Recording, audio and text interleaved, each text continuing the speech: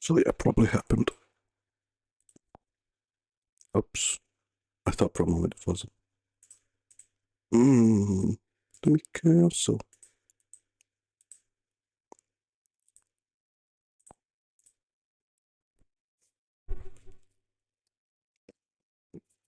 Hmm.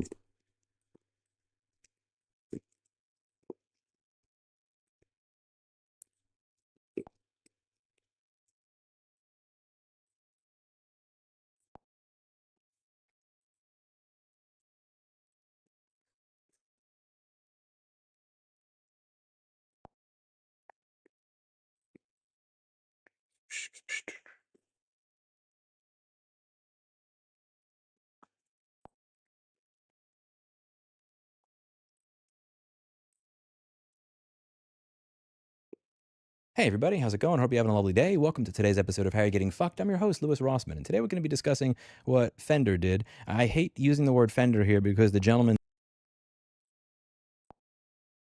that started Fender died in 1991, and I'm sure that if you saw what people were doing 35 years later with the company, he would be rolling his fucking grave. And it's one of the reasons that even when I get really aggravated at how my company is going or certain things, even when I'm at my maximum in terms of frustration, I always have to think to myself and remember that when I sell my company, my name is going to be on something that other people have the ability to destroy. And if I were to sell my company, other people could do the most fucked up shit with my company name, which is attached to my last name and my reputation and my person, and there's nothing I can do about it, which is why I don't sell my business, even when it sometimes just really fucking annoys me. And one of the things that really makes me sad here is that Leo Fender didn't have a say in the matter, particularly because he's dead. So what happened here? Fender decided to go after a bunch of smaller guitar makers that were making guitars that they say looked similar to theirs, and they sent legal threats. The legal threats I'm going to get into were saying things like destroy these guitars, we need to know exactly how many you sold, so we know what the damages are, stop selling them, stop making them, destroy them. And then when this didn't get received well, the CEO comes out on stage and makes these comments that, in my opinion, are the comments again. I'm not a clinical psychologist, I will be clear with that. That is a very, very clear disclaimer. Here's the kind of shit that sociopaths. It's one of those things where they say something, they can have multiple meanings, and they know what they're doing as they're doing it, so they can weasel their way out of accountability or responsibility for something. It really pisses me off. So let's get into the history of this. Fender launched the Stratocaster guitar around 1954. Correct me if I'm wrong. I'm an expert on companies fucking over users. I'm not an expert on guitars or musical instruments. So I believe that Fender launched the Stratocaster in 1954, and for 70 years they had a specific headstock shape, and they left the double cutaway body alone. In 2009, the company, not Leo Fender, the gentleman that started the company, but the company after he died, tried to trademark the Stratocaster, Telecaster, and Precision body shape as trademarks, and they actually declared it generic, and they rejected the trademark. You must keep that in mind. Over 16 years ago, they rejected their application for a trademark. Now what do they do? So there are separate parts to the guitar. You have the head, the neck, and the body. The head is the part of the tuning pegs that you turn in order to tune the guitar strings, and the body is the part that actually makes a sound. It's the part that's the hole. It's the part that you put your hand in. Oh my god, don't call me saying. Actually, please, you get the idea. Fender's trademarks have usually covered the headstock shape, which has their logo on it, not the entirety of the fucking guitar. So what happened here? On December 22nd, 2025, there was a court in Dusseldorf that issued a default judgment against the Yiwu Philharmonic Musical Instruments Co. It looks like they sell guitars on AliExpress. They had sold a single guitar on the AliExpress storefront Shuffle Musical Instruments store for 61.69 euros, shipped to a buyer in Meerbusch, Germany on May 27, 2025. I apologize for mispronouncing that, butchering it. Now the company never appeared, but that's surprised. The Chinese seller who sold one guitar for 61 euros is not flying to court in Germany. The court classified the Stratocaster body as a work of applied art under section 2(1), number 4 and 2 of the German Copyright Act, and described the body as an outstanding free creative achievement with soft curves evoking associations with female torso, hips, waist, and arms. Now this set up a statutory ceiling for future violations by the defendant that 250,000 euros for infringement, up to 6 months imprisonment if the fine cannot be enforced. And Fender treated this result as if it is a precedent for the entire industry. They're saying, and I quote, as one that reinforces the value of originality. Now Fender did not fight against somebody and win. They filed a court case against somebody in another country that didn't show up, and they pretended when that person didn't show up, well, I guess we win. And that's usually how it works in a court case. If the person I'm suing doesn't even show up, I may get a default judgment, but that does not mean that a precedent has been set with case law. Precedent with case law means that I went up against somebody else, we went back and forth for a year or two, the jury decided in my favor, and that's a precedent. That is different from a default judgment. A default judgment does not mean shit. Ronald B. Stock of Fox Rothschild, the attorney who beat Fender with regards to their original trademark, argues that the rule binds only the single absent Chinese defendant. It was never tested against a real legal argument. Marks and Clerk, a UK IP firm, to the same point, noting that you did not appear before the court or put up a determined defense. A default judgment does not mean that you had a contested rule. It doesn't mean the claim has been tested. An analogy. Let's say your name is Joe and you were about to have a boxing match with your friend Mark, but you don't show up to the match. Now, you may not make the money, you may lose the bet, you may get made fun of, but you not showing up for the match for whatever reason does not mean it is 100% guaranteed that Mark would beat you up. If you show up for the match and Mark beats the living shit out of you and just completely destroys you, then you can say, okay, look, we have precedent that Mark was at least at one point in time better fighter than Joe. If he doesn't show up, you don't know. And the same thing with the court case. Now let's talk about the cease and desist letters that got sent out. To be clear, I do not have a primary source. I've looked as much as I can. The only thing I can find are other people quoting redacted cease and desist letters. This is important because I'm going to be siding with the people who are claiming that this letter was sent as it is rather than with the CEO. I'm going to explain my reasoning in the end. Let's talk about what the actual letter said. You are therefore infringing our client's copyright in the Stratocaster body shape. As a consequence, our client has claims against you to cease and desist from further making such guitars, disclosure of information about your sales and marketing, damages, destruction of the infringing products, recall of the infringing products, and reimbursement of our legal fees. Our client therefore insisted you immediately stop manufacturing, marketing, selling, and producing the infringing products and confirm this to us by May 25th, 2026. However, should you fail to respond accordingly within the deadline, we will advise our client to commence the required further judicial steps against you without further hesitation. So let's go over what this is asking for. It is asking for commercial sales data. So figures on how many instruments are sold so that they can calculate damages. It is asking to stop manufacturing guitars. Destruction of the infringing products is pretty clear. It means they want you to destroy the products that you're making. That seems like pretty plain English to me. And recall means that they want existing unsold inventory returned to that. That does not mean that if you bought one of the infringing guitars, they're trying to get your guitar back. Nor does it mean they want to know the name of everybody the guitar was sold to. What that means is that if that guitar is sitting in a store and it is unsold, they want that guitar brought back to the company and manufacturer so that it can then be destroyed.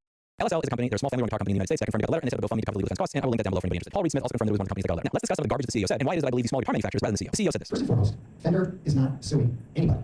What we've done is to reach out thoughtfully and respectively to a handful of companies whose guitars are extremely close to replicating that kind of Fender Stratocaster design. No inventory destruction. Those comments were unfortunate.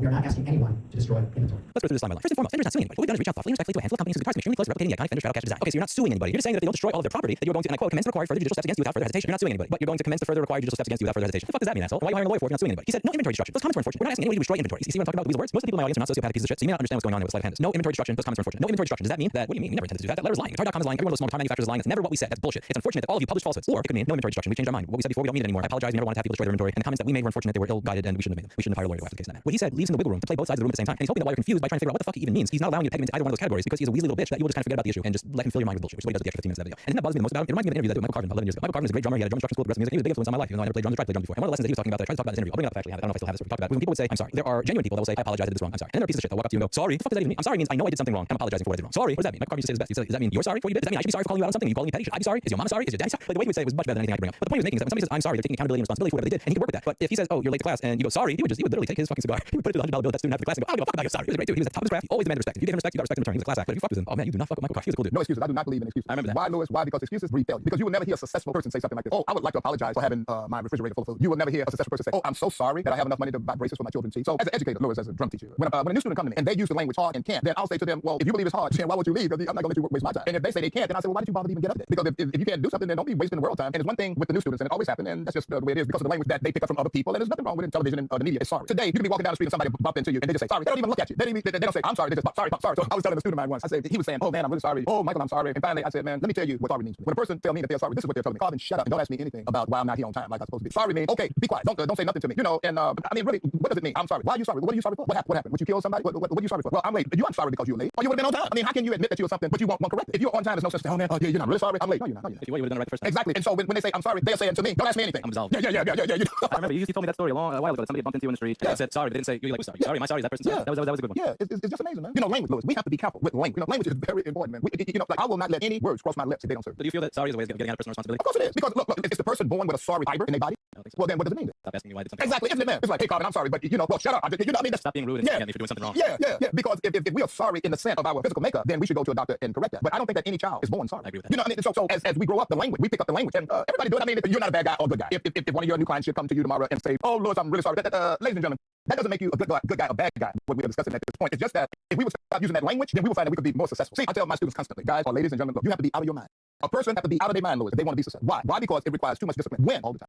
From the moment you get up to the moment you go to bed, it requires discipline. And that's not a gimmick. And this is something that have taken me years to develop. I'm never late for anything. Why should I be when I know that, hey, I made disappointment. We made disappointment today, Lewis, where you and I would meet today at 4 p.m. You walked in with your crew. I'm here. We do it. The only thing we said to each other, hey, man, it's great to see you because I haven't seen you in years. You know, there's nothing to be sorry about. You came here to do your show. You invited me, and thank you, by the way, Lewis. So it's business, ladies and gentlemen. It's business. And business is not personal. Business is business. So in business, there's nothing to be sorry about. Just like a guy came to me late one. He said, oh, Mr. Carvin, I'm sorry, I'm late. I said, how long have you been in New York? He said, I was born and raised here. I said, okay. I was born and raised in Houston, Texas. Why is it that I can be on time in an area that I wasn't born and raised in? And you were born and raised in this area, and you were late. Well, you know, the subway was this or that. I'd say, but was that the first time that ever happened in the history of the subway? Everything that he said can be used and interpreted in either way. Because the CEO, in my opinion, and you're welcome to sue me for it, is a lying, weaselly little bitch that cannot commit to one of the other. He could either come out and say, yeah, we think the car looks like ours. And you know what? The trademark office already said we can't trademark that, but fuck that shit. I'm gonna piss on the legacy of Leo Fender and start suing any small guitar maker that makes something similar to our design, even though we couldn't trademark it. Fuck you. Or he could say, listen, we wanted to make more money. You can't blame us, right? Every CEO wants to make more money nowadays and shit like crap, monopolize the market. Yeah, you know, we tried to do that and it wasn't a bad idea. We got some PR blowback. I'm sorry, bro. Please forgive us. But he can't. He has to walk this line where everything he says can mean one of two things. No inventory destruction. Does that mean that everybody's lying about what was in your letter, or does that mean you change your mind? The comments are unfortunate. Does that mean you regret your statement, or that everybody was lying about the contents of the letter? What does this mean? Because of the way the CEO has spoken. Even though I don't have a primary source for that letter being sent, I'm going to side with guitar.com, and I'm also siding with these smaller guitar companies. Because the CEO is using weaselly words that speak out the side of his mouth for a reason. There's a very specific goal that he has in mind in saying that. It's to muddy the waters by using wishy-washy words that don't mean anything, that don't commit to anything, while evading accountability and responsibility. And honestly, the biggest victim here, in my opinion, is not the small guitar makers, it's not people who want to buy these. If you got to see what his company was doing in his name 35 years later, I genuinely believe that he would be rolling his grave. Anytime I think about selling my company, anytime a company just gets to me and pisses me off and grates on me, and I think it's been 18 years, 19 years of doing this now, I'm ready to move on and admit there's other things to do in my life. I'm just gonna think back to this in cases like this and think about what it would feel like 15 or 20 years from now, seeing the news that my company is world famous with my name for ripping people off and fucking them over and not even having the balls to admit that that's what they're doing. If you're watching this, Michael, up yours, asshole. Fuck you. Take the words to heart that my good friend Dino said. If you're gonna be a bitch, be the whole bitch. Get the fuck off the stage. That's it for today. As always, hope you learned something. See you in the next video. Bye.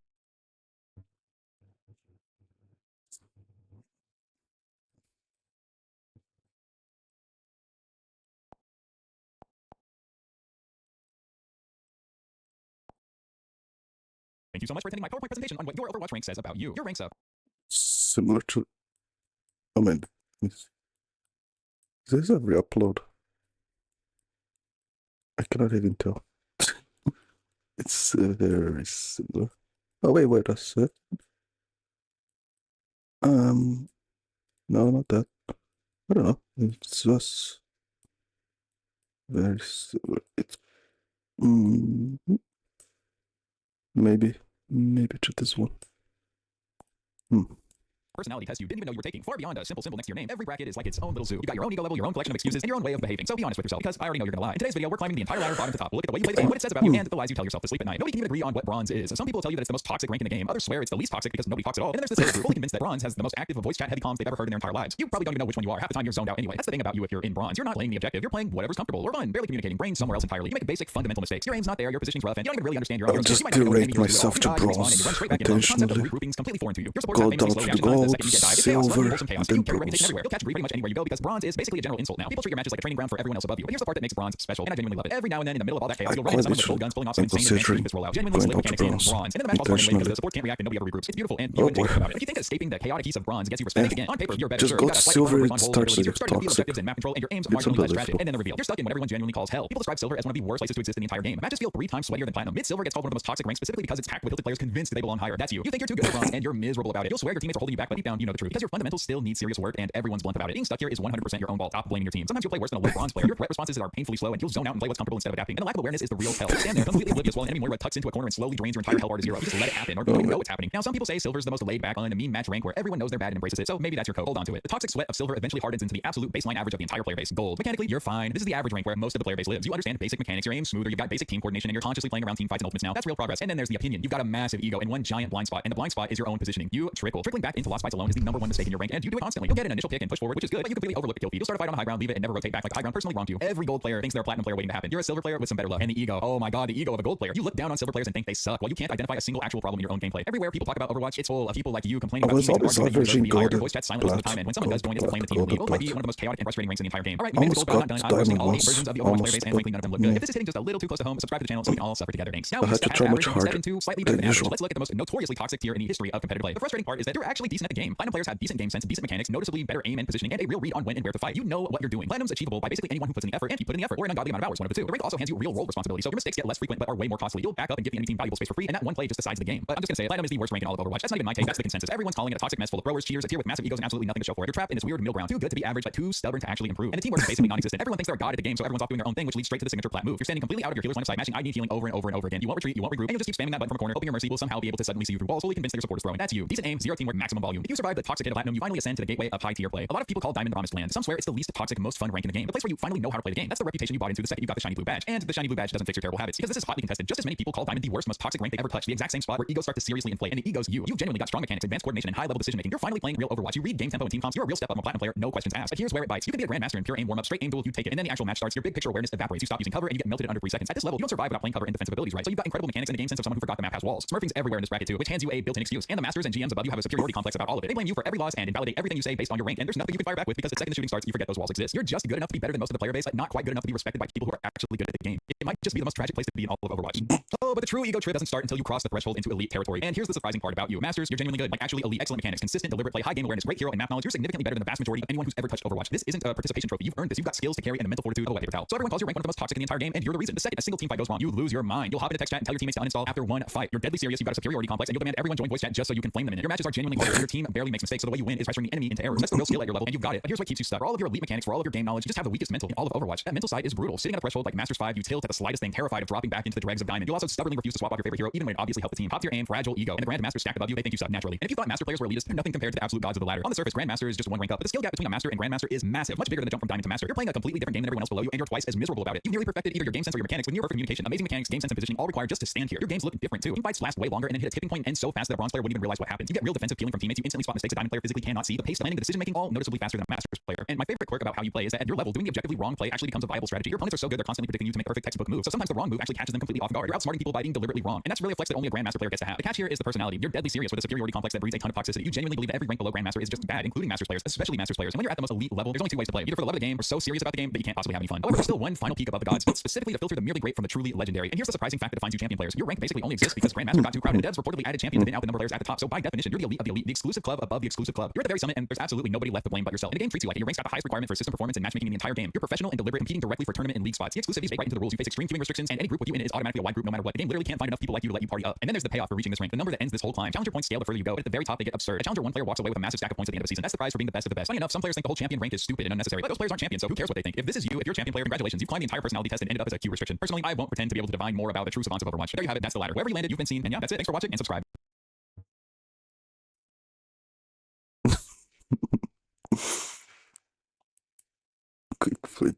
Quick play warrior. Hmm. Hmm. Hmm.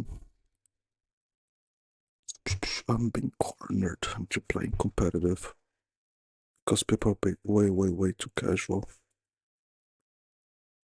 And yep, it just sucks. But when you play competitive, people are just toxic as well. So I'm just playing competitive this season as an experiment, and then probably never again. After so many years as well, it's just goddamn it. Last time I cared about competitive, it was back in the early Overwatch 2 days. Mm. I cared about it when the game came out, and then when the Overwatch 2 came out, and then now again, third season, back to Overwatch. Oh, yeah, just for one season, probably just new. And sometimes I feel like deranking myself to just bronze intentionally.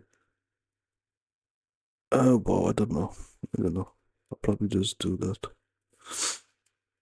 Problem is, if you just derank myself to bronze and then try to play the game normally, the game is gonna rank me up again to at the very least silver and even gold. Because I don't wanna try to way too hard. I just wanna play casually on a place where people are just actually playing the game, not just like quick play. So I don't know. It sucks. I'm gonna have to lose a bunch of matches so I can just play the game again. It just doesn't seem very. It doesn't seem right at all. Well.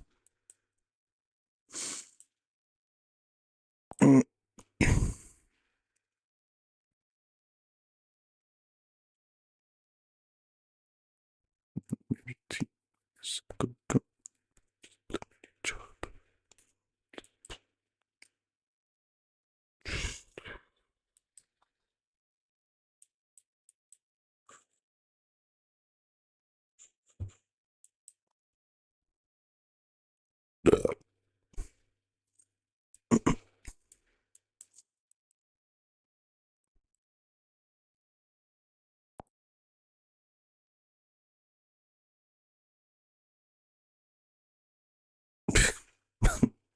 Biggest scam of your life. At the very least, turn off all comms. Every single comms, even text.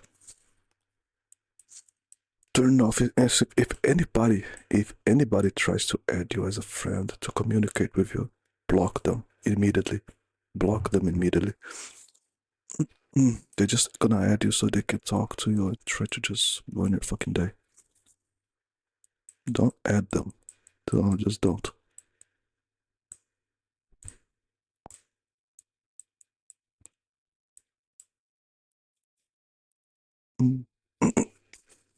Well, it sucks because the pinging system is not perfect. If you're just gonna try to tell everybody someone's trying to flank, the pinging system will just not tell much. It's probably you're gonna be pinging something on the back. There's nobody. Everybody may think like, what? Maybe some people may get fucking hint, but not everybody will. They may think it's just an accidental ping, just pinging on the back for some reason. Just you don't know what to do. It's just communicating on voice call is just the way to go, but at the same time, it's really worth it. Really.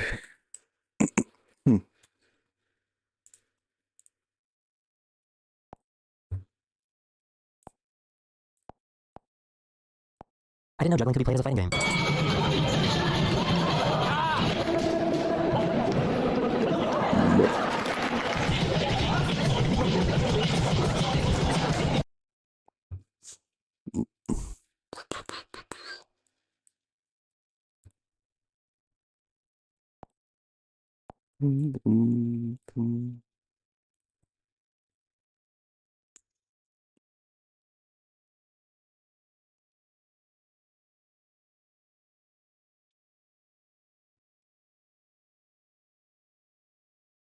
What?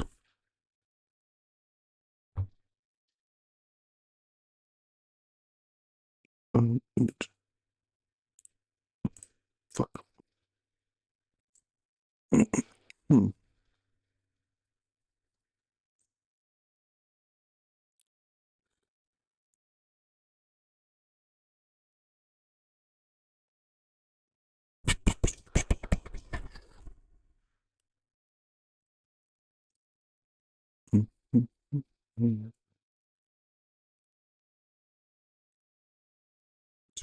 Feelings.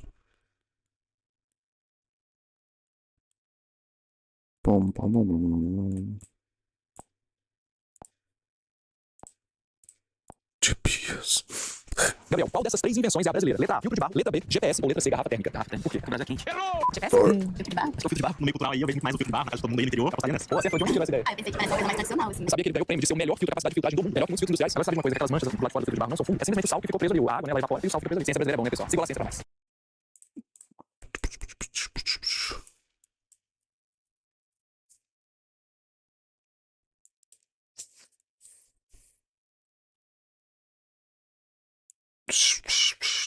Gotta keep wiping it out. Like every few days, just get a fucking bounty. Paper towel and then wipe it out. Yup. Wipe it out before those things appear.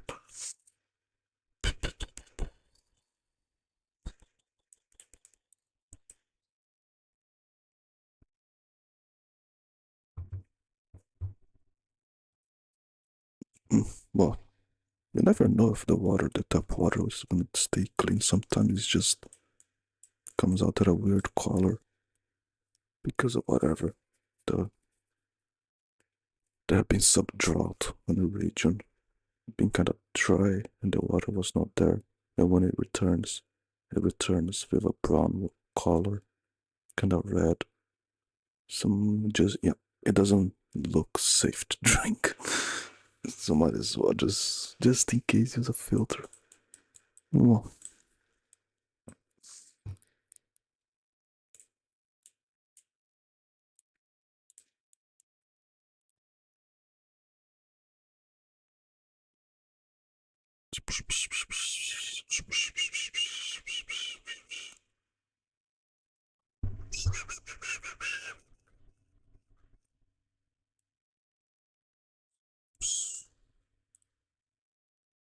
Stoke control.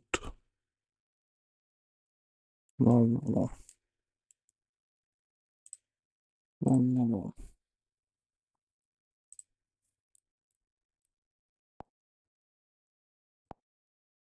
What's up, guys?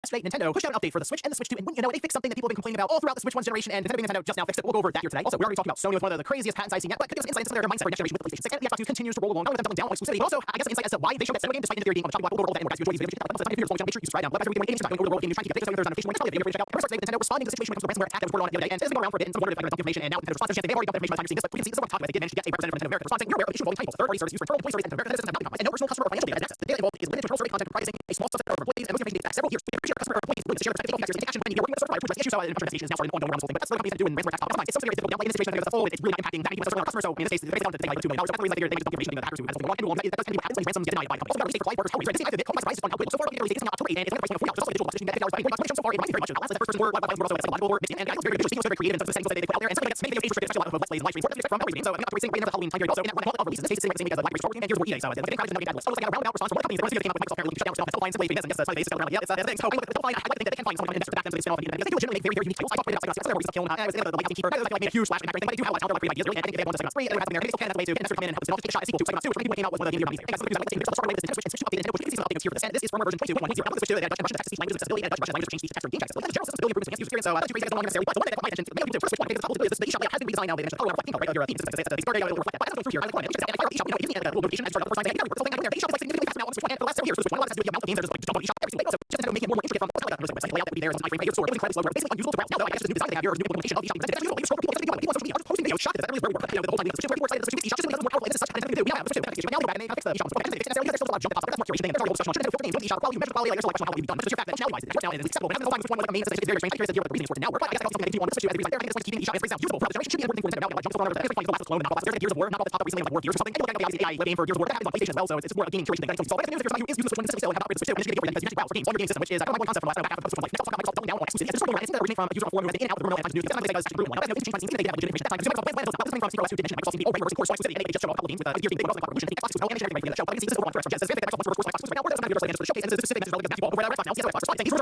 EA and Clockwork Revolution. will stay exclusive. There are no conversations, have been no conversations, or reports, signature exclusives from every year. So again, the whole thing Microsoft also going back to it feels very strange just based on what their strategy has been for like a decade now. It's been the last couple of years, where 4 games, it was like all games, and now we're Halo, PlayStation 5, software, very healthy enough system, Microsoft is all over right now. So Azure Charge on days, and it's our version now. She's going to try to organize it, they're working away from day one games, they will work exclusive to add or together. So yeah, the last piece of it is hardware that's approachable, and of course we've seen on the PC side, hardware, which is it's not going to be without if your Xbox system starts blowing up. If you have Xbox Series X now, but it's much more approachable than twice that way. So that's not their big number. Exclusive, and drive people to platform if game or nothing else that Microsoft needs for us to figure out. They're really good. They tailor things. Right, you're there. I'm going to focus on quality, like like double fine and propulsion and engineers going out this. But Microsoft is decided that no, it's something we're going to have for years. So I think the next year talking about how they're going to Microsoft about the so far from some control, and I just input the control into some ideas out there with game generations and playing. So I think the successor to the DualSense controller is the differentiating factor between PS5 and PS4 has been PS4 and PS5. But now we're hearing about the input outside of say, you can trigger that play, it'll do a secondary fire the first fire conditions are done in so in this case the face button coming up and so what is it now this is what she has to go to the patent and some builders like there's different tactile feel for enhanced sense of real adaptability. So that's saying now you're saying the change hardness of the content response control commands right setting control commands operate information processing like change hardness context section in real time. So it's meaning the game and you got to start reading instead that your character is like bound like they're related to something you press and pressing or pressing order and change the tension or up the focus to now that's an interesting idea although I kind of like functions happen around face buttons there's a part of that that sounds absolutely where the face button itself is sort of more malleable so maybe switching I guess there's a grab onto your if your character is like backwards that's something is careful with these faces so square triangles or balls and that's because that's our primary play game and every game is off because they have buttons like something and that's what we the button presses like attack and jump I don't need to understand that never sense like one thing when you jam on purpose I can leave that L2 or 2 because those triggers or like or that's fine face buttons anyway we'll support this around but this is that and doesn't necessarily use it it's just the what else controller can animate and combine that with the process of let's try some weird things and we'll just in case technology at this point come back so at least like we're hearing about the controller itself maybe doing some interesting new things but then of course alter and change some of the gameplay experiences that we do in refreshing so maybe you can take a chance here and go too crazy with the except for jumping through games you know also do some Microsoft plans for Ninja Theory that sounds great because it kind of sounds like the countdown timer has started for Ninja Theory and they got to figure out what to do for Microsoft now I guess like yes in some way so and that be through way I guess the right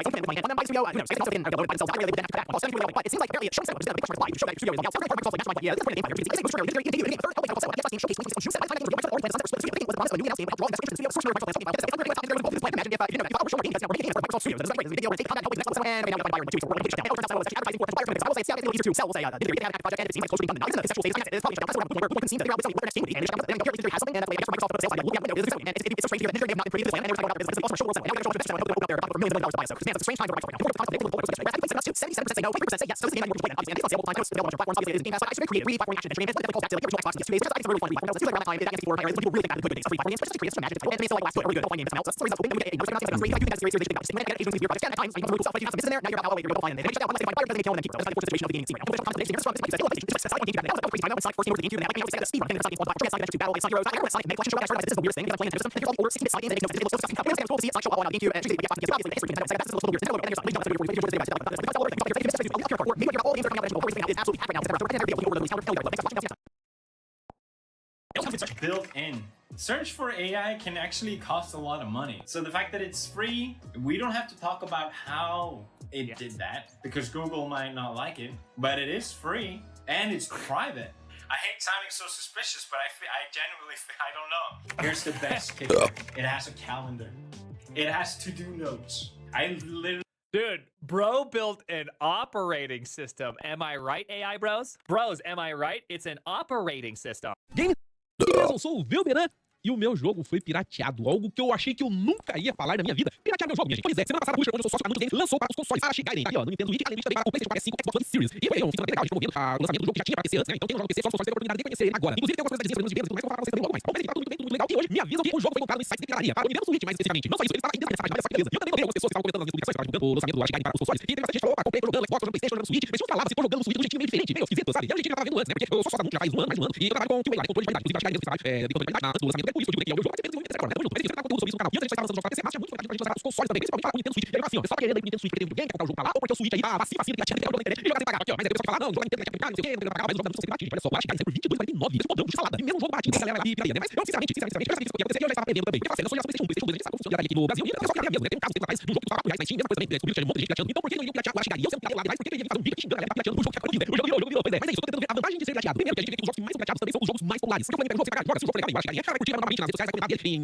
vídeo, vai procurar curiosidades, vai movimentar a internet nas redes sociais, e ele ajuda a impulsionar o nome do jogo. Porque vai fazer com que outras pessoas descubram comprem o jogo. E aconteceu isso com o Ashigai, ele saiu dia 11 para todos os consoles, e eu não lembro se foi sexta ou se foi sábado. E agora, na loja da Nintendo, tem aqui o ranking dos jogos mais vendidos, top 100 no Brasil. O Ashigai agora tá em 38º. Gente, desculpa, tá nesse top 10 aqui. É, exato, mas eu tô jogando lançamento, olha só que Alex, tá nesse top 8, Stardew Valley, top 10 aqui, Stardew Valley, tem como comprar Stardew Valley, tem como comprar Stardew Valley, então é muito concorrido aqui entrar nesse top 100, o Ashigai tem que estar em 38º, só na Switch. Isso agora, dia 15, eu tô gravando o vídeo, na sexta-feira, no sábado, ele pegou sexto lugar nessa tabela. Isso aí que eu cheguei aqui até me surpreendeu um pouco, eu pensei, galera do Brasil, ele vai piratear o jogo, ninguém vai comprar essa tabela aí. Se a gente vai fazer no Switch, vai ser tudo nada, brasileiro, aí, ó, vocês capricharam, demais comprar, mesmo tendo os piratinhos aí, a gente conseguiu uma posição bem legal dos mais vendidos do Brasil no Nintendo Switch. E aqui uma das coisas que eu falei, né, sobre o lançamento do jogo para todos os consoles, são as diferenças das lojas, que a gente tem PlayStation 5, Xbox e do Switch. A gente sempre lança os jogos primeiro na Steam, né? Steam tem a cultura de wishlist, né? Você colocar no wishlist, os jogos aí é bem fundido já. E a melhor coisa que o jogo tem bastante wishlist é que quando ele for sair, ele pega muito melhor nas páginas iniciais, né? Como, por exemplo, aqui os mais guardados, o jogo vai lançar, você tem bastante wishlist, ele pode cair, já vai ter uma ótima visibilidade, vai aparecer um banner aqui, eles colocam o wishlist, né? Aparece pra mim, o Heroes of Might, o jogo que a gente lançou, já tem, aparece pra mim, esse jogo é muito da minha política também, por causa desse lance das wishlists, né? Então por isso que é tão importante colocar na lista de desejos, jogos que você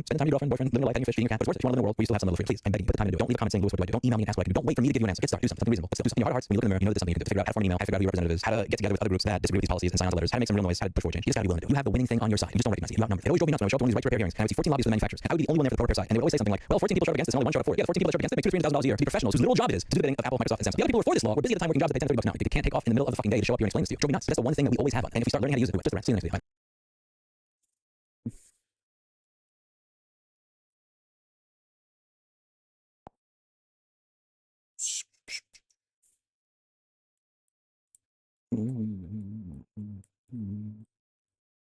Uh,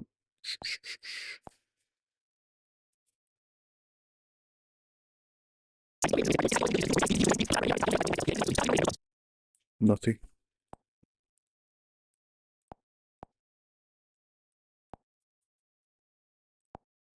We think of Nintendo as one company that's responsible for many different consoles and games, but if you look up any game that was developed by them, it's most likely not going to just say Nintendo. The company has numerous divisions and subsidiaries that are behind specific projects. Two of the divisions, despite being part of the same company, were actually competing against each other. Let's take a look.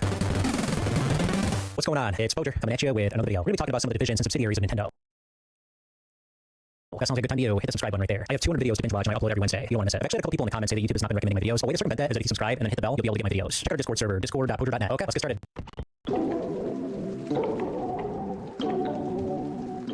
With Nintendo's decision to enter the video market in the early 70s, they created a division that was specifically focused on electronics called the Research and Development Department. It originally started out as one department led by Gunpei Yokoi, but in 1978 it was split into two. Despite the second department being called Research and Development 2, it was actually the first one to release a home console. With the success of Palm consoles in the US, the second division, along with Mitsubishi, created a series of their own Palm consoles called the Color TV game. Unlike the competition, the consoles were made with cheaper parts, which meant they could be sold at a more affordable price point. These ended up being a major success for Nintendo, selling millions of units. While it may not be Nintendo's most well-known console, it gave them the confidence to keep going. It's crazy that their first major success was with the second Research and Development group and not the first one, but the latter was not too far behind. Gunpei Yokoi got the idea for a handheld video game when he saw a man playing with a calculator on the train. He thought there was potential for a portable video game that you could play while passing time on the train. Yokoi spoke with Nintendo CEO Hiroshi Yamauchi about the idea. He originally assigned the project to Research and Development 2, but they thought it would be too difficult to create, so it ended up being assigned to Research and Development 1. This could finally be the chance to make a name for themselves. They released a series of handheld consoles called the Game & Watch, which used similar hardware to a calculator. They used an LCD screen just like a calculator because the graphics were clearer and sharper than other handheld consoles. Each unit only contains one game, but the technology was made using affordable parts, so they were sold for cheap. The unit started out as a single screen, but later models resembled Nintendo DS. Nintendo wanted to bring over Donkey Kong to the handheld market, but they didn't know how to replicate joystick controls. Using the joystick wouldn't work well for a portable console, especially one with clamshell design, so they came up with the D-pad. This was a revolutionary design as it worked well and didn't take up much space. Yokoi only expected the Game & Watch console to sell about 100,000 units, but they ended up selling 43 million of them. Huge difference. Nintendo was previously in financial trouble, but with the unexpected success of the Game & Watch, they were able to pay off the debts that they owed. The Research and Development 1 team was able to prove they're fully capable of making successful products. Even though both divisions were part of the same company, there's basically a rivalry going on, with one Research and Development team wanting to outclass the other. But so far, both divisions had an even score. This will all change when Research and Development 2 began their biggest project yet, Famicom. The team wanted to make a console that could replicate arcade games better than the competition, while keeping the price affordable. Unlike the Color TV game, this was a console that could take cartridges. Although the Famicom had slow start because of product recall, it would eventually run circles around the competition. The SG-1000 by Sega, which came out the same day, didn't stand a chance against it. Even though there was a bit of rivalry between both development teams, they did sometimes share notes. The Famicom controller, for example, used the same D-pads as the Game & Watch handhelds. Joysticks were considered, but they decided against it because of potential durability issues. In 1985, Nintendo released the Famicom, now called the NES, in the US. Because of the poor state of the video market, Nintendo advertised the product as a whole range of video game consoles. Despite the video game crash, the NES became a huge success, selling 62 million units in all regions. While great for Nintendo, this made Research and Development 1 look bad because they had nothing to do with that success. They did a good job with the Game & Watch handhelds, but if we're strictly talking about numbers, the NES outsold the Game & Watch by 19 million units. The division felt pressured to make the next big product, and sure enough, they would get the opportunity when Yamauchi wanted to develop sequels to the Game & Watch handhelds. Yamauchi originally envisioned a console similar to the Game & Watch with basic graphics and only one game per unit, but his assistant director, Satoru Okada, wanted a more powerful handheld that took cartridges. Yokoi would approve Okada's idea, and Okada would lead the entire project. The hardware was essentially meant to be a portable NES, but the team was reluctant to make that happen since the rivals produced that console, but they agreed on it anyway. Like I mentioned before, both divisions were sharing notes even if they were competing against each other. Research and Development 2 gave pushback on the upcoming handheld, claiming that the original CPU they wanted to use was impossible, but I believe they were just trying to hurt the project. Research and Development 1 did end up using a different CPU anyway though. A colored screen was considered at one point, but the team wanted to stay true to Yokoi's original philosophy of a black and white screen like the Game & Watch. This would end up being a good decision because colored screens were more expensive, and a huge selling point of the Game Boy was a cheaper price and superior battery life. The Game Boy was so close to not happening. The manufacturer of the screen, Sharp, was not prepared for the task, which led to delays. The prototype had a low quality screen, which the CEO Yamauchi was not impressed with, so he canceled the product outright. Most of the team behind the Game Boy moved on to other projects, but Yokoi still had hope in keeping the project alive. He eventually reached an agreement with Sharp to manufacture a screen that was good enough for the Game Boy, which was enough to convince Yamauchi to give it no chance. The Game Boy was released in 1989 for $90. Super Mario Land was originally a packing game, but Yokoi and Okada realized that package would be better fit because it appeals to more people. It's fortunate that the product was not canceled because it ended up being a huge success. 40,000 units were sold in the first day release, and 1 million were sold in a few weeks. It seemed like Nintendo was assigning all the handhelds to Research and Development 1, while the consoles were assigned to Research and Development 2. Both divisions were great in their respective territory, so why not keep it like that? Sure enough, when the Super Famicom was announced, Research and Development 2 was behind it. The console was originally conceived because competition was getting fierce, and sales of the original Famicom were starting to go down. When the prototype was showcased at the Nintendo Space World event, it drew a lot of attention to the point where 1.5 million people pre-ordered it. When the Super Famicom was released in 1990, it was a huge success, selling over 300,000 units within hours. The console was released in the US and Europe later on, and altogether it sold 49 million units. Not every product was successful though. A company reflection technology created a virtual reality game called Pie. While Sega was concerned about game single color display and motion sickness, Yokoi saw potential in the idea. He knew that Nintendo had a history of innovating, and a virtual reality console would be hard for the competition to recreate. On paper, it seemed like a great follow-up to the Game Boy. Research and Development 1 reached an agreement with reflection technology and began development on the VR32. Some sacrifices had to be made to ensure that the console would be inexpensive. A color display was considered, but it would have been too pricey, so they settled for a red LCD screen. A demo was shown off at conventions, and it's clear the console had decent hardware. Nintendo talked in great detail about what the VR32 was capable of, but didn't go into much detail about the games. It's almost like they didn't know. Despite the attempts to keep the price down, the VR32, now called the Virtual Boy, was $180 on release day. While cheaper than a home console, it's way more expensive than the Game Boy. Despite the similar name, it wasn't meant to replace the Game Boy, but instead be its own separate entity. Nintendo expected the console to sell 3 million units and then later lowered that number to 1.5 million, but the Virtual Boy actually only sold 770,000 units total. Unfortunately, the Virtual Boy was not well received. The price was too high, it was uncomfortable to play, the red color scheme was ugly, and the virtual reality wasn't convincing enough. The console was discontinued less than a year after it came out, with only 22 games being released for it. What ended up happening to these two divisions? Research and Development 1 lost the head of the division, Gunpei Yokoi, after the failure of Virtual Boy. With their hardware team being gone, they started developing software for Nintendo consoles. They created Wario Land 2, 3, and 4, and they released some of the Game Watch titles on the Game Boy. The last project ever was Metroid Zero Mission. After the Super Nintendo, Research and Development 2 produced Cyber View, which was a peripheral for the Super Famicom that allowed users to download and play games. This would be the last piece of hardware, as it was strictly developed at this point. They created all the Super Mario Advance games, which were the remakes of the original 3 Mario games on the NES. The last ever game was Super Mario Advance 4. Both Research and Development 1 and 2 were absorbed in a new department called Nintendo Software Planning and Development. Was Nintendo smart for having these two divisions battle against each other? Yes. One team doing well, this motivated the other one doing better. If the NES never came out, for example, maybe Research and Development 1 would never make the Game Boy. That constant pressure to beat competition led to great things happening. We see this in the corporate world too. If you look at any retail store or chain, each individual store is competing against each other to get the most sales. Same type of thing here. But who actually was the better division? If we're talking strictly about sales numbers, this is a rough estimate, but Research and Development 1 wins with a total of 163 million sales, while Research and Development 2 sold 114 million units total. I did this math simply by adding up the sales of all the consoles and then rounding up, but numbers don't always be the full story. Research and Development 2 created the NES, one of the most revolutionary video game products to ever come out. It's hard not to rank them as number one since they're creating it. Research and Development 1 is also responsible for one of the biggest commercial failures in video game history. Our logic might be flawed. Maybe adding up the actual revenue will be smarter than just the number of sales, or maybe there's another factor I'm missing. What do you all think? Who's more responsible for making Nintendo what it is today? If you made this far in the video, do me a favor and hit the subscribe button right there. And who do you think was better division? Research and Development 1 or 2? Let me know in the comments. Thanks for watching. Successful, financially speaking, or by how much it influenced video games forever.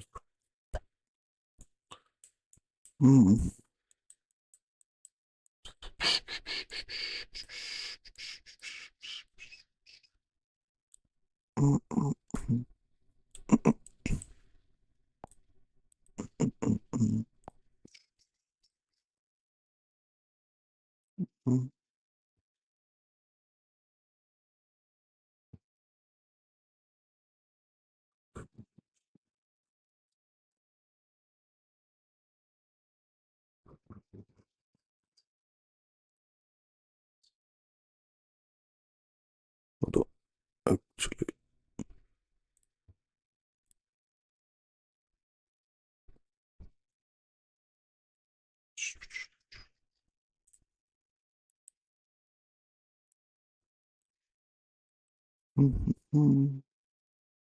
Right.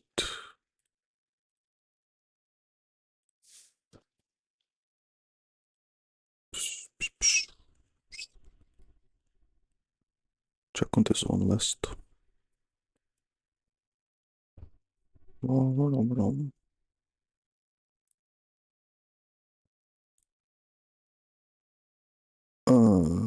Nice. Okay.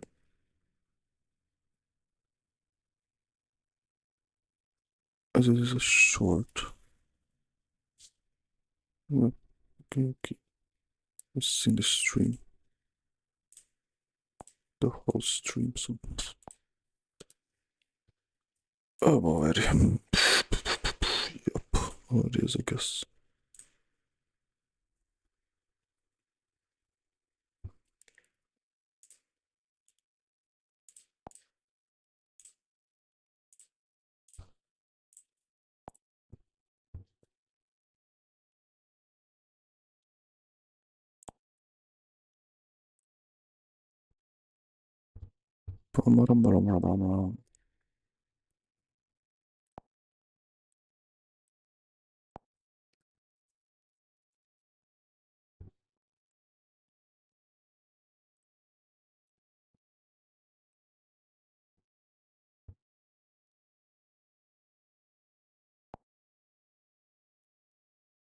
What is up, everybody? This is Alex from HGTV. That's radio quick on this video because it's not Marvel or Star Wars, but this British prison drama film is kind of going under the radar and needs as much help and attention as possible. It's called Wasteman, and it is very good. It's a fairly simple story. Protagonist played by David Johnson, who is just fantastic in everything he's in. Even though I don't like the movie, he's always a standout part of it. He plays a dealer who's been locked away over a decade. With the nature of the prison system in the UK and some of the overcrowding issues we had, it presented an opportunity of freedom as long as he keeps his behaviour up. When he gets new cellmate, there's obviously the test and tensions are high, and he winds up being stuck in the middle of two different dealers who want each other's throats. It just flies by with its short runtime, and the way it's put together, despite it being basically one location for the entire movie, is extremely well made from every technical angle. To start with how it was shot, I thought it was really cool. The cinematographer Lorenzo Averini had the challenge of blocking out intense sequences of violence in these tiny cells, and it never feels overwhelmed by that or confusing to watch or repetitive visually. And the atmosphere of the prison is highlighted by the director's editing choice of splicing in these recreations of inmates filming each other, taking drugs, beating each other up, and yet all filmed from a phone, which is reminding me a little bit of Alabama Solution, which is a real documentary which also recommend in America, but more specifically the way technology has affected prisons with personal phones obviously being there and having video cameras on all of them, so the way it can be used to humiliate people and contact people from outside the prison is a really interesting dynamic. And on the tech side, there's even the inclusion of drone technology and how that's affected the prison system and how much easier it is to smuggle and deal using technology. But this dynamic with these characters, Ali being a sympathetic heart of a kid that he just wants to reunite with, who's never really met in person, who's never waited so long. Tom Blythe plays a scary dealer character who seems to form a genuine connection with him, but as you imagine, it doesn't go smoothly. There's a character moment with him where they're talking about what they originally did to wind up in the situation, and he just turns away and there's a close up on his face. He doesn't say a single word, the expression he pulls is so emotive and tells you everything you need to know about saying a single word, love that kind of thing. There is an impressive feeling, whether it be the aspect ratio choice, the washed out colour and mood, and the way the music actually I'm listening to as I record this right now, kind of beautifully blends into the atmosphere. You don't even really notice it, but nicely feeds into the building tension and oppressive kind of feeling of this prison. One of the other dealers in the prison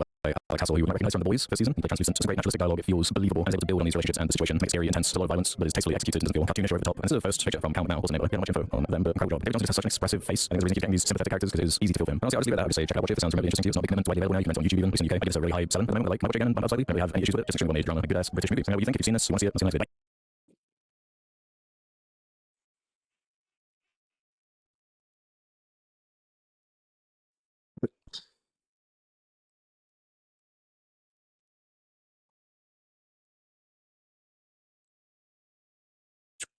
Boom.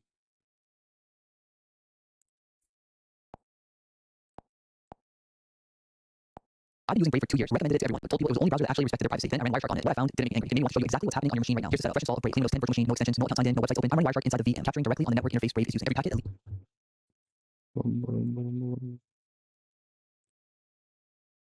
using every packet that leaves this machine, goes through that interface. Nothing gets past it. I'm gonna open Brave, sit on the default new tab page, touch nothing, and just watch the packets. Let's see what Brave does when it thinks no one's looking.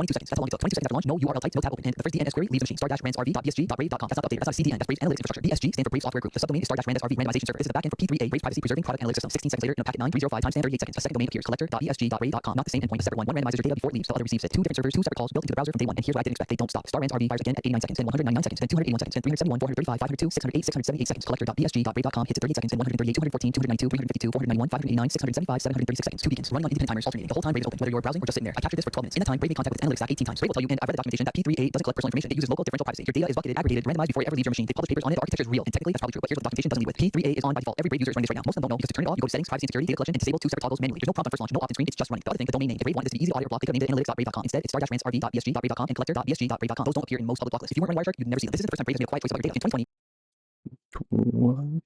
about your data. In 2020, users found that typing Binance.us into the address bar caused Brave to automatically append its own affiliate referral code to the URL. Silently, no prompt, no disclosure. Brave was earning a commission every time one of their users signed up, and the user had no idea they'd been used as a referral. It wasn't just Binance, Coinbase, Ledger, Trezor, multiple crypto platforms for 10 weeks. The code was in the open source repo for months before anyone noticed. It only stopped when a user posted about it on Twitter. Then, in 2021, the preview window with Tor, the one built specifically for maximum anonymity, was found to be leaking DNS requests. The entire point of Tor is that nobody sees where you're connected. DNS leaks defeat that completely. They fixed it. I'm not saying Brave is malware. I'm saying when your brand is built entirely on the word private, the pattern of what you do quietly matters. Before we go further, all right, back to the browsers. I already ran this same test. Before we go further, this video is sponsored by IPCook. If you've been watching this channel, you already know why your IP address matters. Every site you visit sees it. Every request you make carries it. And if you're doing any kind of research, scraping, or just don't want your traffic tied back to one identity, you need clean IPs. IPCook gives you residential and data center proxies that actually rotate. So the sites you're hitting never see the same address twice. No footprint, no pattern to track, no logs on their end. Fast setup, you're running in minutes, and they work. I've tested them. Check the link in the description. If you care about what your traffic looks like from outside, and after watching this video, you should. IPCook is worth a look. All right, back to the browsers. I already ran this same test on Chrome. Same VM, same conditions. Add videos up on the channel. Link in the description. Chrome is worse. It generates an installation identifier and sends it alongside system properties before you touch anything. Those connections can track your OS reinstalls. Firefox, I haven't done yet, but from what the data shows, it sits in the middle. Telemetry to Mozilla, build version, session data, hardware config, also on default, also opt out. Mozilla at least publishes exactly what they collect. Full documentation, public, and their normally system pushes experiment configs to your browser in the background without asking. If you want to run Wireshark on Firefox and post a full capture, drop it in the comments. Enough requests, and I'll make it the next video. Brave sends a lease. A 2020 academic study confirmed it. No persistent identifiers, no URL shared with backend server. That ranking holds, but least doesn't mean zero. And when your entire identity as a product is built on the word private, every packet you send without asking is a story. How to actually lock it down? Settings, privacy and security, data collection. Turn off, send users paint to break. Turn off, share diagnostic reports. Turn off, help improve Brave's features and performance. That handles the settings layer. But if a future update quietly re-enables something which has happened before, settings alone won't save you. So I built a script, host file entries for every Brave analytics endpoint captured in this investigation, plus Windows firewall rules that block outbound traffic to those IPs at the network level. One command to apply, one command to undo. Link is in the description. Brave is still the best mainstream browser for privacy. That's not the argument here. The argument is no browser gives you privacy by default, not Chrome, not Firefox, not even the one with the line that promised it would. The difference is now you know exactly what's leaving your machine,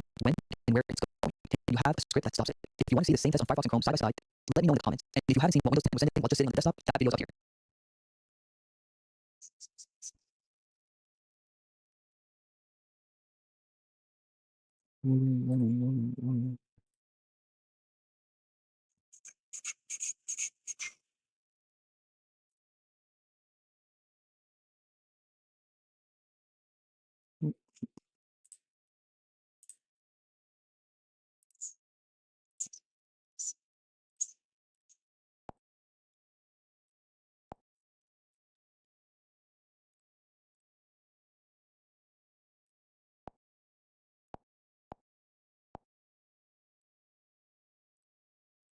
Imagery and falling to your death. Is there anywhere that comes from that represents anything? It only costs $30,000 to save 20 minutes in traffic, worth every penny. This situation and everything around it is truly devastating. We lost an American singer that is a very well-known influencer as well, and many innocent people in a tragic situation. Probably be worth more than it is now. People will finally appreciate my stupid fucking videos and my stupid fucking songs. That's when people appreciate you when you're not there anymore. So in the build up to this situation, Oliver Tree was on the South American leg of his tour. He's not long left his record label Atlantic Records, and the tour started May 30th in Mexico City. He performed in Argentina on June 4th. Never listen to what people tell you, because if I listened to every person along the way who said, Oliver Tree, don't do this, Oliver Tree, don't do that, there would be no Oliver Tree and we would not be here tonight.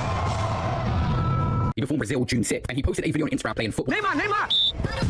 He's reportedly in an area creating content with others. Then they planned a trip to an island location 4 hours away. And it was the early morning of June 14th. It was a Sunday morning. There's different reports on the time, but it seems that the helicopter he was in crashed into a parking lot dealership and electrical vehicle yard. 2 helicopters had collided in mid-air. One carried 5 people, including Oliver Tree, and the other carried a pilot that was solo. All 6 people were killed. There were no survivors. One of the helicopters reportedly was in flames and crashed into a car dealership parking lot, igniting a fire that damaged and burned around 20 electric vehicles. There were debris, and one witness reported seeing flames, a passenger jumping from one aircraft before the impact.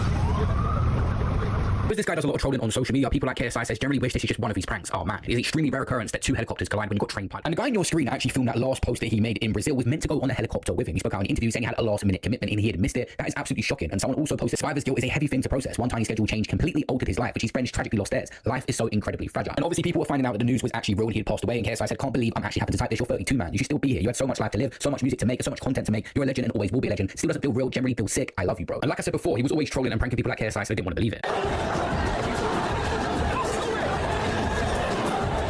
Bro, like KSI's a massive forehead. Let's just say his mom wasn't thrilled about it. He said that the second helicopter that had crashed was flown by a pilot called Charles, who was also killed, and local police confirmed the case remained under investigation, and forensic examination was underway at the scene. They're still trying to determine what even happened. Mid-air collisions are extremely rare, but sometimes small oversights all line up and shit happens. For example, they can't just swerve around. It doesn't work if you don't see the other aircraft. The problem with no roads, no tracks is another vehicle can come from anywhere. A 360 three-dimensional direction will collide with you. It's like a car where you can just look left and right and you're safe. It would be very easy to not see a helicopter and collide with it. This is why we have air traffic controls, at least in the US. I don't know what Brazil equivalent is, or there's something that is comparable outside of the major airports. Just reading that part over and over made me feel sick about someone jumping out of the helicopter before it even hit the ground. The witness said it was terrifying, absolutely horrifying. The witness said a local tire repair worker. I'm not sure who that is. Obviously, other people are being identified. The injuries are severe. It said the passengers on the same helicopter streamed to a Brazilian music producer, an Argentinian video director, and another YouTuber that is very well known as Gus. If you guys are watching this and you are traveling to Brazil, maybe just keep it on the ground, because several factors are contributing to helicopter crashes in Brazil. Pilot errors remains a leading cause, of course, but often linked to insufficient training, fatigue, and misjudgment during adverse weather conditions. Mechanical failures and other significant factors result from poor maintenance or the use of aging aircraft in the country. Now, things can get technical in situations like this. I'm no aviation expert, so a pilot actually done a bit of a breakdown on what possibly could have happened for all the information that's come out so far. Then we'll get into stuff that Oliver Tree said in the build up to this and more info. They're reading all the reports and news reports, looking at the videos. There really isn't much to go on. There's no ADS-B data. There's no ATC communication. aviation. I don't know the laws and regulations of Brazilian airspace, Brazilian flying.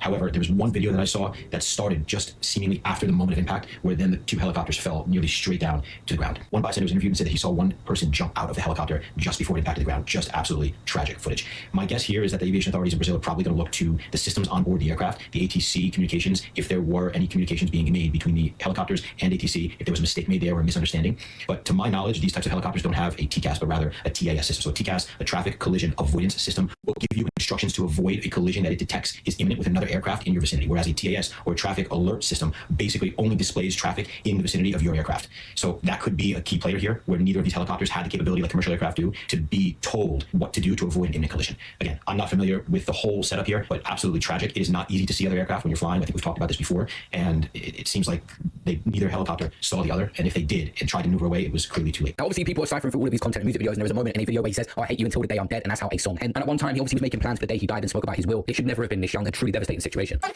Before I play this video of him talking about what he would do with his money when he dies, you may be wondering, why is he green here? Why is he looking like Shrek? That's the thing. This guy was always trolling. So when this situation happened, people always thinking he's up to some sort of antic and went in disbelief. And so when I die, I've set up my will is set up that when I pass, my family, no one's gonna get a penny. If I have a wife or kids or anything, not getting a fucking penny. I'll get my kids through college. That's the agreement, but they're not gonna be a silver spoon. They're taken care of because my dad worked on some stuff in the 2000s. When I die, all the money's gonna go back to the artists. So I've set up a foundation. It's called Dr. Oliver Tree's Art Grants for Baby Geniuses. And it's set up so that basically the interest generated from my music will take mostly that, but there's also room for other money, because when I die, my art will continue to have residuals and probably be worth more than it is now. People will finally appreciate my stupid fucking videos and my stupid fucking songs. That's when people appreciate you when you're not there. Now, people constantly speaking about him leaving his record label. That is true. There was a little bit of a situation there, but this was not immediately recently. But he did speak about the whole situation of him going independent. Oliver Tree parted ways with his former label Atlantic Records because the company refused to support his latest project unless he made music specifically engineered for TikTok. Before he split, he spent 2.5 years working on his album Love You Madly, Hate You Badly, and traveling to 82 countries to record it. However, the label reportedly shelved the album and offered little to no market support as they were frustrated that he wasn't creating short form trending content. No longer coming out. Love You Madly, Hate You Badly is officially canceled, and I'm parting ways with Atlantic Records. Behind the scenes has been nothing short of a nightmare. I have no marketing budgets for music videos, no digital ad spend. Nobody really cares in the building, it seems like. I made a lot of money for Atlantic Records, and they don't seem to remember that. I had gotten no support. They forgot to ingest multiple songs into the system, which means the songs didn't come out. I had a Valentine's Day breakout song that didn't even get released because someone forgot to put it in. I don't really understand how that's possible. I made them tens of millions of dollars, but they don't remember that. So, the music is owned by them. The remainder of the music will not be coming out. I will always continue to make music. Thank you for everyone who supported me. I can't wait to release more music at some point at a later time, but for now, there's nothing on the horizon. I'm so sorry, and I love you guys. Thank you. He could have just stayed at the record label and kept getting the help and getting a paycheck, but honestly, this guy cared about his music so much. So he left and announced he'll be doing this album himself. I left my record label, let's talk about it. After making tens of millions of dollars over 8 years for Atlantic Records, they no longer want to support my art because I'm not making songs for TikTok. And after dedicating my entire life to making art, I never got into this to make TikTok songs. I know the effects of TikTok. I've had multiple songs that connected there, but that's not why I got into making art. Over the last 2.5 years, I traveled 82 countries and recorded this album on all 7 continents. These are the types of projects that charge me as an artist. This is why I got into it in the first place. And just because I'm not making songs for TikTok means that the label doesn't want to support the vision. Well, guess what? I don't give a shit. And after you guys have joined together in tens of thousands and sent messages to the label, we have officially reached a negotiation over the past course of a week. My team has got the label to agree to release Love You Madly, Hate You Badly on my personal imprint, Alien Boy Records. You guys, I want to thank you from the bottom of my heart. This music is finally going to see daylight. So support your local indie artists and go pre-order my album. April 24th is the official date. I love you all. And that's why it's really sad, because this torment a lot to him, because he was pursuing it independent. He was taking that leap. He said possibly he was going to lose money. The production costs behind things are so much, but still he wouldn't have done it. People don't understand the pressure of an independent artist. When record labels back you, it makes things so much easier. You have a whole team doing it yourself. Gives you that creative freedom. That's the main thing this guy cared about. It's the coolest stuff not to make money, but ultimately as an artist, you have to also keep pushing forward, and you need funds, and to take creative risks, you have to do things that are non-creative risks and things that are non-risky. And so certain things I'm like have to be calculated. And this time around with this tour, I was like, I don't really feel like it moved up the showmanship, the performance, the show itself is way better, but it's not like we sold way more tickets. It wasn't some way bigger thing. Just to sustain it is a huge ordeal, you know what I mean? Like, and plus you get like big hits on TikTok, but that doesn't mean that people are gonna buy tickets to your show. So I think for me, ultimately, as I'm kind of looking at music, I'm like, it's been amazing and I'm gonna continue, but I'm not sure if it's like, I'll see how this next year plays out. But if it's realistically not like a big winner financially for me, I'm gonna be like, all right, this is probably not even worth my time at a certain point, because I don't do it for money, but it's also like I shouldn't be breaking even to play shows, you know what I mean? So a bunch of innocent people in a situation in Brazil here that are all very well known as well. It's going to be a tragic couple of days as they investigate, unfortunately, with the family. I'm sure we'll get more detail on the aircraft side of things on how this unfolded. Just a really sad situation overall. Oliver Tree spoke out numerous times about his music and his purpose, and he was so young, like the other victims. What's an experience that's changed your life? When I was 13, my cousin Wayne got spiral meningitis. Within a week, he became brain dead and died. After that moment, I was like, I could die at any time, and so I just wanted to take any moment on and try everything, which ultimately ended up me becoming a drug addict. I started selling drugs. I got kicked out of my home. I had an LSD trip where I actually watched my own funeral, and I had what's called a rebirth. I died, and I woke up the next day, and I realized I was still alive. I had an opportunity to play a big concert, and then music became my savior, my healing, my religion, and it gave me a second chance to take my addiction and become addicted to something that could actually save me and help other people in that process. I've been making an album this last 2 years, and I've been recording over 80 different countries. Instead of using money to go into expensive studios, I'm using the money to be able to go and explore the world and create memories, so the money doesn't fall through my hand, but so that I can connect with humans around the globe. What's your advice and message to people maybe struggling through some sort of addiction or going through a painful moment? Remind yourself at that moment when you're going through that suffering that that's a reminder of how precious life is and how short life is, and use that as momentum to push you to take advantage of every single second of every single day. So make the most of it. Don't live your life to satisfy other people. Do it for yourself and what's right for you.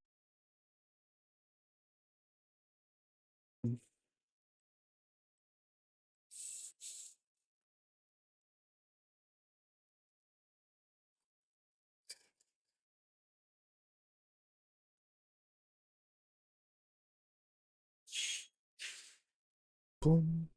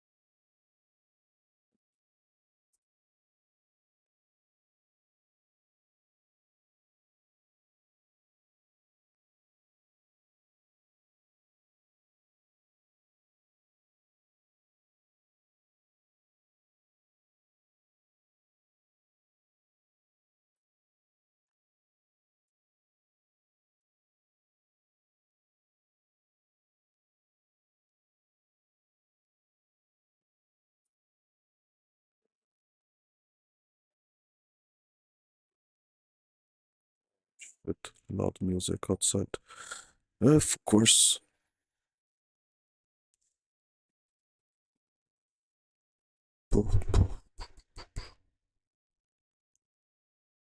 No, it's still playing. Not only that, it seems like a religious slop. It could be either that some pop crap. Oh man, I don't know. It just sounds generic as fuck. But yeah.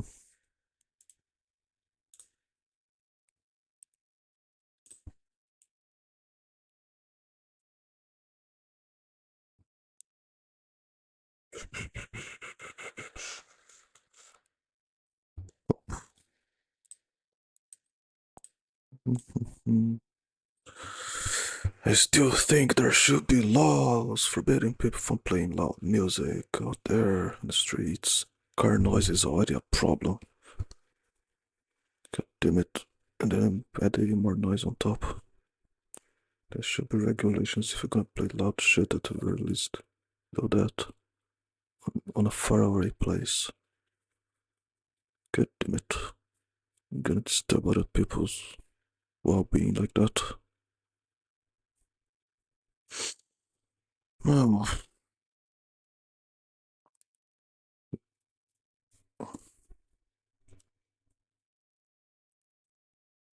You're gonna lose your civil rights as a citizen if you're gonna be a fucking asshole like that. Oh.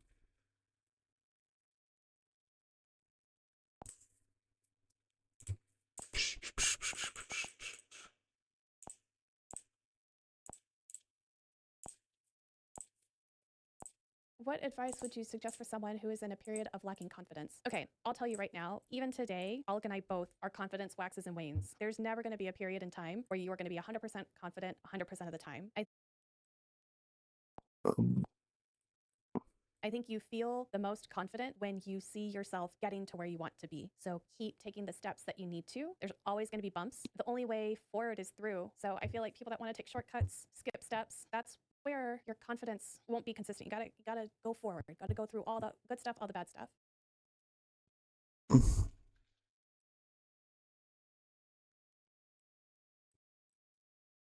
That is it. Pretty much. Let's check those links. Retreat.